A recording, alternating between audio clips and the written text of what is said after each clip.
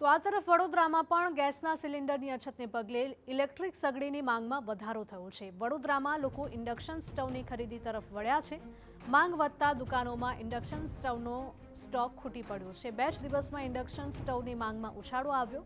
અગાઉ મહિનામાં 15 જેટલા ઇન્ડક્શન સ્ટવ વેચાતા હતા અને હાલ 2 જ દિવસમાં 45 જેટલા ઇન્ડક્શન સ્ટવનું વેચાણ થઈ રહ્યું છે। કંપનીમાંથી આવતો સ્ટવનો જથ્થો પણ આઉટ ઓફ સ્ટોક થઈ ગયો છે અને હાલ દેશ સહિત રાજ્યમાં જ્યાં એક તરફ લોકોને એલપીજી સિલિન્ડર મેળવવામાં હાલાકીનો સામનો કરવો પડી રહ્યો છે અને ત્યારે ગેસ પુરવઠો ન મળવાની આશંકાએ લોકો ઇન્ડક્શન સ્ટવની ખરીદી તરફ વળ્યા છે। જેમના ઘરે ગેસની પાઇપલાઇન છે તેઓ પણ સાવચેતીના પગલાં રૂપે ખરીદી કરી રહ્યા છે। બીજી તરફ દુકાનદારોનું પણ કહેવું છે કે 2 જ દિવસમાં ઇન્ડક્શનની માંગમાં જબરદસ્ત ઉછાળો જોવા મળ્યો છે।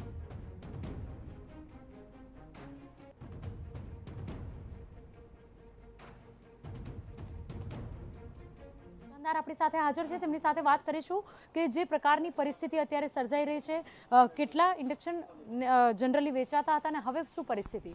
એટલે આમ અમારો જે સિનેરિયો છે એ પ્રમાણે દર મહિને લગભગ ઓલમોસ્ટ 14-15 નંગ વેચાય, એની જગ્યાએ અત્યારે 2-3 દિવસમાં જ કાલે જ લગભગ 30-35 નંગ વેચાઈ ગયા।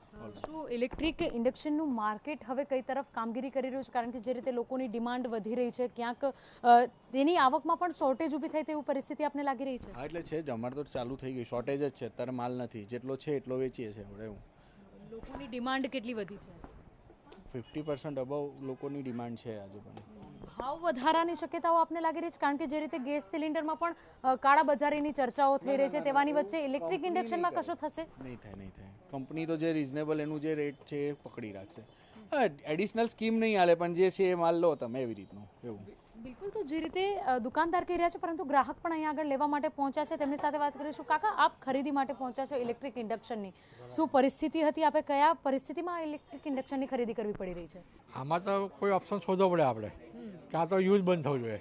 યુઝ બંધ થયા પછી પણ જે જગ્યાથી આપણે ગેસ આપણે મળી રહ્યો છે તે જગ્યાને નોર્મલ થતાં અને એ લોકોના જો ગેસ સ્ટેશનો કે જે ફેક્ટરીઓ હશે એ જો ખલાસ થઈ ગઈ હોય યુદ્ધમાં, તો એને ઊભી થતાં બી વાર લાગે। એટલે આ ગેસની જે અછત છે એ લાંબી થશે। બિલકુલ, ગેસની અછત લાંબી થશે તેવું કહી રહ્યા છે। તેવાની વચ્ચે હજુ પણ એક ગ્રાહક છે, તેમની સાથે વાત કરીશું। કાકા, આપ ઇન્ડક્શનની ખરીદી માટે આવ્યા છો, કેવા સંજોગોમાં આપે ઇન્ડક્શનની ખરીદી કરવી પડે તેવી સ્થિતિ?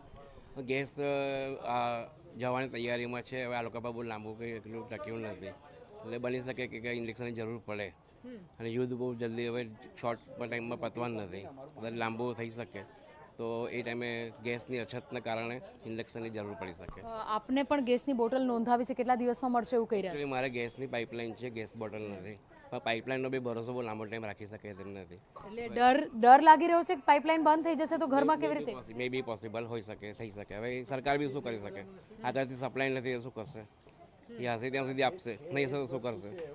એટલે એનું અમે પ્રિકોશન લઈને આ પ્રમાણે ઇન્ડક્શનની ખરીદી કરી રહ્યા છીએ। બિલકુલ, તો જે રીતે વડોદરા શહેરમાં ગેસની બોટલો માટે લાંબી લાઈનો લાગી હતી, તેવા જ પ્રકારની પરિસ્થિતિ હવે ઇલેક્ટ્રિક ઇન્ડક્શન મેળવવા માટે લોકોની થઈ રહી છે। એટલું જ છે કે લોકોને હજુ પણ એવો ડર છે કે તેમના ઘરમાં જો ઇલેક્ટ્રિક ઇન્ડક્શન નહીં આવે તો કદાચ જ્યારે ગેસની બોટલ ખતમ થઈ જશે અથવા તો પાઇપલાઇનનો ગેસ જો બંધ કરવામાં આવશે તો તેને લઈને પરિવારના લોકો ભૂખ્યા ના રહે, તે માટે ઇલેક્ટ્રિક ઇન્ડક્શનની ડિમાન્ડ પણ સતત વધી રહી છે અને જેને લઈને વેચાણ માટે વેપારીઓમાં પણ ક્યાંક શોર્ટેજનો ડર લાગી રહ્યો છે કે જે રીતે માલ ઓછો મળી રહ્યો છે તેને લઈને ગ્રાહકોએ નિરાશ થઈને પરત થવું પડે તેવી પરિસ્થિતિ આવનારા દિવસોમાં ઊભી થઈ શકે છે। કેમેરા પર્સન રોહિત ગોયલ સાથે અંજલિ ઓઝા, TV9 વડોદરા।